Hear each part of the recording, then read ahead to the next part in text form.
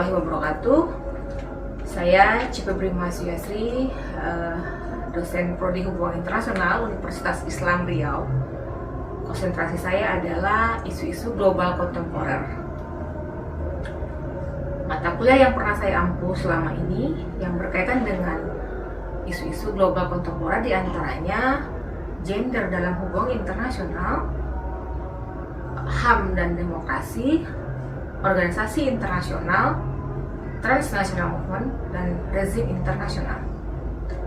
Pada kesempatan ini, saya akan menjelaskan teknik pengajaran yang selama ini saya lakukan pada salah satu mata kuliah saya, yaitu gender dalam hubungan internasional, dengan menggunakan teknik delivery, interaction, dan assessment. Mata kuliah gender dalam hubungan internasional ini merupakan mata kuliah konsentrasi prodi dengan bobot 3 SKS yang diajarkan pada semester 5. Adapun capaian pembelajaran dalam mata kuliah ini adalah aspek sikap dan aspek pengetahuan, di mana aspek sikap mahasiswa bisa berkontribusi dalam meningkatkan mutu kehidupan bermasyarakat, berbangsa, bernegara, dan menunjukkan sikap bertanggung jawab atas pekerjaan di bidang keahlian secara mandiri.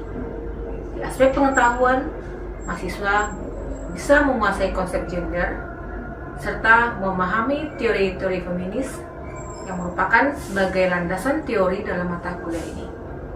Dan mahasiswa mampu menjelaskan tentang pengertian bagaimana proses kemunculan gender dalam hubungan internasional, dan mahasiswa juga paham bahwa gender merupakan sebuah rekayasa sosial, tidak bersifat universal dan memiliki identitas yang berbeda-beda yang dipengaruhi oleh faktor-faktor seperti ideologi, politik, ekonomi, sosial, budaya, agama, etnik, adat istiadat, golongan, juga faktor sejarah, waktu dan tempat, serta kemajuan ilmu pengetahuan dan teknologi. Adapun topik-topik yang akan dibahas pada perkuliahan ini, pertama, pengertian proses kemunculan gender dalam hubungan internasional, perkembangan evolusi gender dalam hubungan internasional, teori feminis secara menyeluruh, pembagian kelompok-kelompok aliran feminis, peran perempuan di dalam dunia politik, gender and global protest, Women and International Forum, dan Women and Islamic Politics. Metode yang saya gunakan untuk memahami materi-materi perkuliahan ini, mahasiswa akan saya suruh membuat kelompok dan memilih topik-topik yang sudah ada, dan mahasiswa mempresentasikan dan didiskusikan bersama di kelas. Dan sebagai memperkaya referensi mahasiswa, saya akan membagikan materi dalam bentuk e-book di Google Classroom, dan mahasiswa akan saya minta untuk membuat resume atas materi tersebut. Nah, berikut silakan saksikan video pembelajaran saya dengan menggunakan Zoom meeting. Selamat menyaksikan.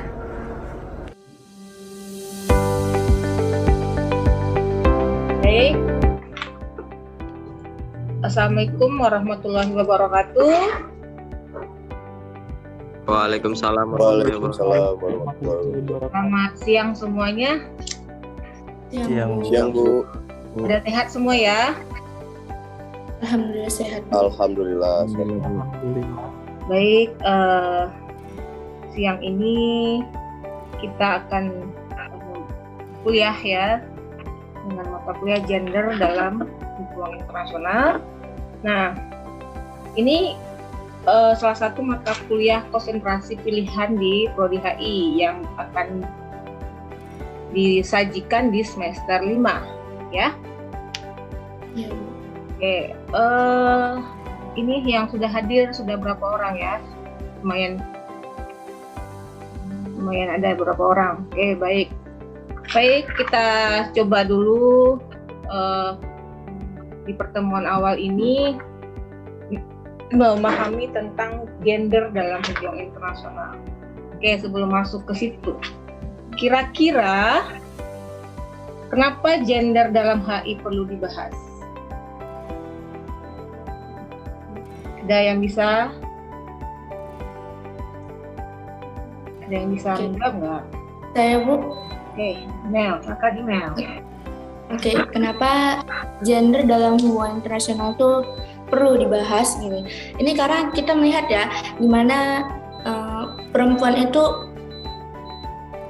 ada powernya gitu. Oke. Kita lihat berapa pemimpin dunia, berapa negara dunia itu dipimpin oleh wanita gitu. Dari sini kita bisa menilai bahwasanya perempuan tidak bisa lagi diremehkan, perempuan tidak bisa lagi di bawah garis inequality antara gender laki-laki dan perempuan gitu. Udah seharusnya kehadiran perempuan di dunia internasional itu sudah seharusnya dipertimbangkan gitu, Bu. Oke, berarti kalau yang ini ada juga yang laki-laki nih yang mengambil gender ya, kira-kira dari pihak laki-lakinya gimana nih melihat atau mendengar gender nih gimana? Coba. Kalau menurut Ayub sendiri ya, Bu, Ayub, okay, Ayub. Kenapa kita HI itu wajar banget untuk belajar gender gitu, Bu? Karena seperti yang kita ketahui, Bu, bahwasannya gender ini memiliki konstruksi yaitu perbedaan laki-laki dan perempuan gitu kan, Bu. Jadi kegunaan analisis dalam mempelajari hal tersebut itu akan memberikan dampak besar dalam melakukan transformasi sosial gitu, Bu. Contohnya dalam mewujudkan tata kehidupan baru yang lebih baik melalui realis sosial baru yang lebih adil gitu, Bu. Jadi kita bisa distinguishing ourselves between men and women gitu, Bu, menurut Ayub. Oke, bagus Ayub. Iya. Jadi gender sendiri ini sebenarnya masih sering disalahartikan ya ketika mendengar kata-kata gender, lalu orang banyak membayangkan, masih berpikir gender itu perempuan, ya kan? Nah, itu sebenarnya kurang tepat.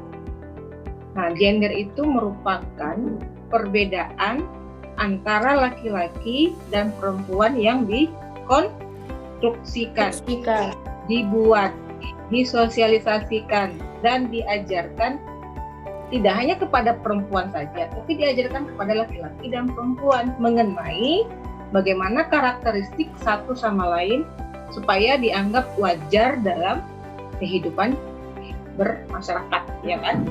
Nah, perbedaan antara laki-laki dan perempuan tersebut sifatnya berubah. Berubah di sini maksudnya bisa berubah berdasarkan waktu, bisa berubah berdasarkan tempat, bisa berubah berdasarkan ajaran, dan bisa berubah berdasarkan ideologi. Kan? Nah, tadi yang dibilang Ayub tadi, bahwa gender itu dipandang sebagai konstruksi sosial dan kodifikasi perbedaan antar seks gitu. Nah, konsep ini menunjukkan bahwa adanya hubungan antara laki-laki perempuan, wanita dan laki-laki, gitu ya kan? Jadi tidak bisa dibeda-bedakan. Nah, gender merupakan sebuah rekayasa sosial, tidak bersifat universal dan memiliki identitas yang berbeda-beda yang dipengaruhi oleh faktor-faktor apa saja?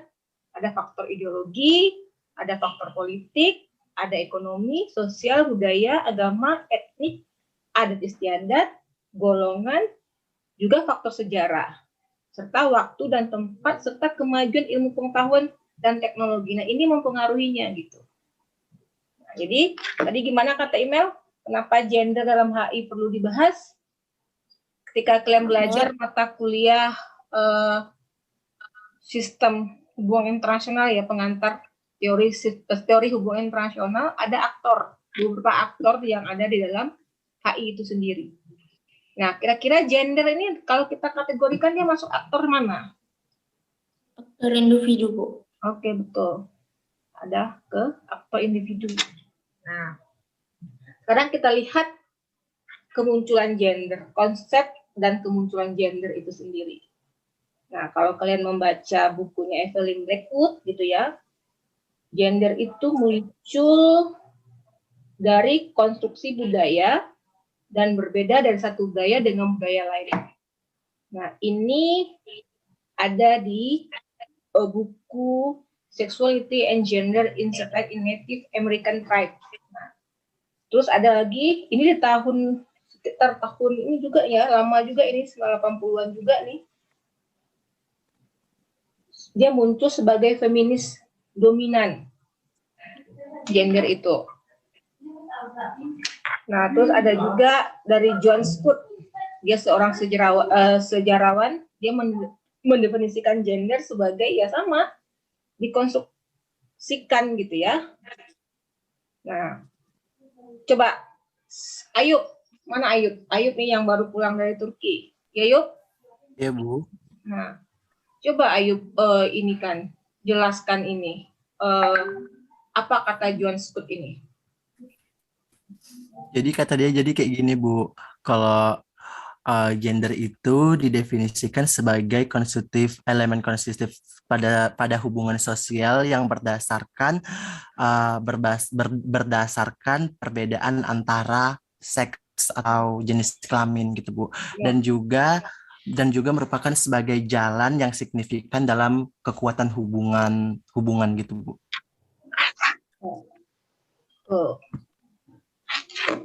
Terus kita lihat teori gender ini pada dasarnya atau paling banyak itu tentu berbicara dari perspektifnya feminis ya. Nah, teori gender ini dia memfokuskan pada bagaimana perilaku dan peran tertentu diberikan makna-makna yang digenderkan. Nah, bagaimana para buru-buru dibagi-bagi dalam mengekspresikan perbedaan gender secara simbolik, dan bagaimana struktur-struktur sosial yang berbeda bukan hanya keluarga, tapi juga memasukkan nilai-nilai gender yang menyampaikan manfaat dari gender itu. Sekarang kalau Ibu tanya, dalam suatu negara, apakah bisa satu jenis gender saja yang menjadi fokus? Bisa nggak? Nggak bisa, Bu. Kenapa nggak bisa, Mel? Salah, Bu. Kenapa nggak bisa?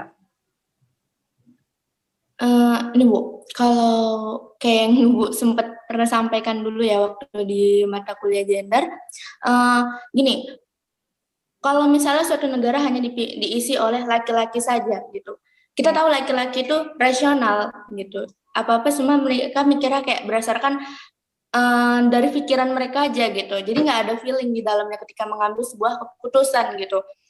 Akhirnya yang terjadi adalah insting kekerasan yang akan muncul gitu. Sementara kalau perempuan aja yang mengisi suatu negara, ya jatuhnya jadinya ya udah sedikit-sedikit pakai perasaan gitu.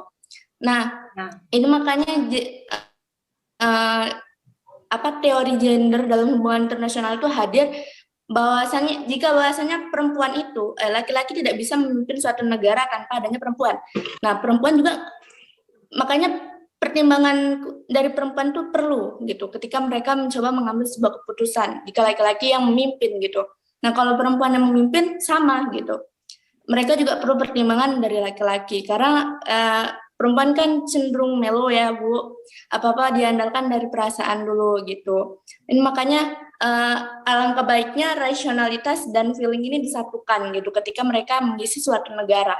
Gitu sih, Bu. Oke. Ini apa ya, jadi teringat quote dari Presiden Iceland ya. Dia pernah bilang, woman cannot lead without men. Ya kan, Mel? Pernah kan? Iya, Bu. But men have to this day consider themselves capable of leading without women. Women would always take men into consideration. That's the difference. Jadi maksudnya, women cannot lead without men. Apa maksudnya? But men have to this day consider themselves capable of leading without women. Nah, perempuan itu dia tidak bisa tanpa laki-laki. Ya kan? Nah, but men have to this day consider themselves capable of leading without women.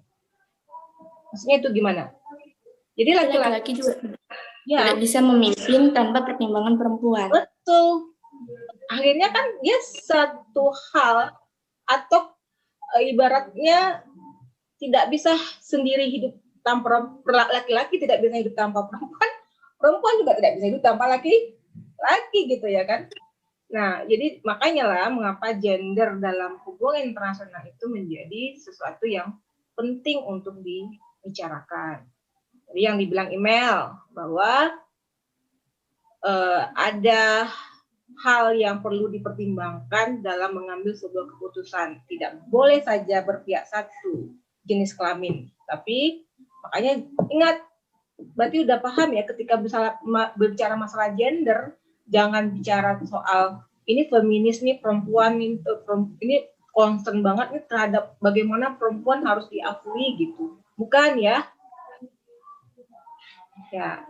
Oke, jadi dalam hal ini sudah paham ya terkait dengan mengapa gender menjadi hal yang penting untuk dibahas dalam isu hubungan internasional. Nah, sekarang kita lihat ini. Coba kita lihat bagaimana pendapat orang ya terhadap perempuan di Indonesia misalnya sekarang. Nah, masih ingat ini nggak sih? Ada pepatah yang bilang apa tuh? Yang perempuan hanya urusan memasak, berdandan gitu ya, beranak gitu. Nah, itu kan masih pepatah lama ya, maksudnya itu hal-hal yang sekarang sudah tidak itu lagi yang dibahas. Sekarang perempuan bagaimana dia bisa mengaktualisasikan dirinya, dia bisa bersekolah tinggi, dia juga bisa berkarir dan dia juga punya anak gitu ya. Jadi harapan dari mata kuliah gender dalam HI ini sebenarnya ingin melihatkan bagaimana peran perempuan itu juga tidak kalah penting ya dengan laki-laki gitu. Nah, laki-laki dan perempuan itu menjadi suatu hal yang sama-sama saling terhubung satu sama lain. Baik, mungkin ada yang bertanya? Kita lanjut. Atau email, ada yang mau diskusikan Mel? Coba kita lihat ini. Nah, coba dilihat gambar ini Mel. Atau yang lain. Siapa yang bisa memaknai gambar ini? Terus, kelihatan nggak? Slide Ibu kelihatan nggak? Berubah-ubah? Terlihat kan? Enggak. Lihat? Oke, Kelihatan Bu. kita lihat. Ini gambarnya Pak. Mencuci Bu, washing. Ya, yang mencuci siapa di sini? Perempuan Bu. Oke, sekarang ini. Ini? Perempuan Masak, Bu. Perempuan. Masak. Oke, perempuan. Yang laki-laki? Membantu. Oke. Sekarang kita lihat ini. Nah, seorang pria Oh, yang manjat tebing. ini bisa nggak? Adventure. Iya, adventure. Nah, perempuan kira bisa nggak melakukan kegiatan ini? Bisa Bu. sih Bu, kalau mentalnya kuat. Itu tergantung kapasitas ability dari women tersebut sih Bu, kalau menurut Ayub. Oke. Sekarang ini gagah sekali ya laki-laki terlihat di sini ya. Nah, dari beberapa iklan itu kira-kira apa yang bisa kalian simpulkan? Perempuan identik dengan kegiatan di rumah, kalau laki-laki kegiatan ya identik dengan kegiatan yang sifatnya menunjukkan maskulinitas. Oke. Yang lain? Yang lain? Apa kira-kira pendapat yang terkait iklan-iklan tadi? Kalau Ayub ya Bu, kalau women kan dia memang created by God, itu memang harus jadi soft person gitu kan Bu, seseorang yang lemah. Jadi dia itu nggak bisa mengerjakan pekerjaan-pekerjaan keras. Tapi dalam hal tersebut ada juga memang perempuan yang bisa melakukan hard work, tapi itu tergantung kan Bu dengan kapasitas dari perempuan tersebut. Sedangkan laki-laki itu memang diunjuk sebagai tulang rusuk. Jadi kita tuh memang harus kuat. Jadi seperti gini Bu, semuanya itu tergantung, semuanya itu timbal balik Bu. Laki-laki juga bisa mengganti profesi sebagai perempuan, sedangkan perempuan juga mengganti profesi sebagai laki-laki gitu Bu. Tapi tergantung dengan ketentuan ataupun ketentuan atau posisi yang terjadi pada sesuatu terjadi itu Bu, gitu Bu, menurut Ayu. Oke, bagus. Betul. Sama ya, email Ayub dan ini bagus ya.